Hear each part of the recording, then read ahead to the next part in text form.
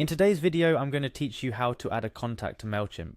Mastering this tool is essential for business owners, marketers, and anyone looking to streamline their email marketing efforts. Whether you're just starting out or you're a seasoned professional looking to brush up your skills, you're in the right place. First things first, let's dive into the process by visiting the Mailchimp website. You'll need to navigate to the Mailchimp login page.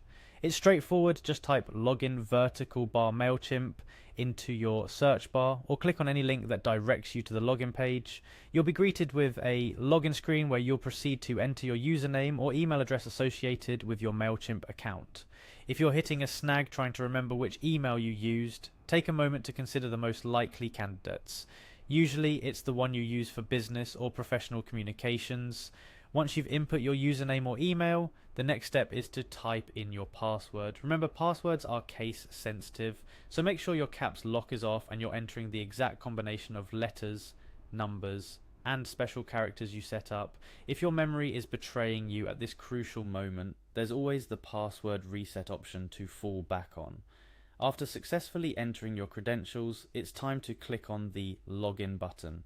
Assuming everything's correct, you'll be whisked away to the home dashboard of Mailchimp, a place where all your email marketing magic begins. From the home dashboard, you're going to look for the Audience tab. This is where Mailchimp stores all the data about the people you're reaching out to. Clicking on Audience will bring up various options related to your Mailchimp audience. Among these options, you're looking for the one that says Add Your Contacts. This is your gateway to growing your audience. When you click on Add Your Contacts, you'll be taken to a new screen providing you with different methods for adding contacts to your Mailchimp audience. For now, we'll proceed by clicking Continue, moving forward with the method you've chosen for adding contacts. At this juncture, you'll be presented with options to select how you want to add your new contact. Mailchimp offers several ways to input your contacts.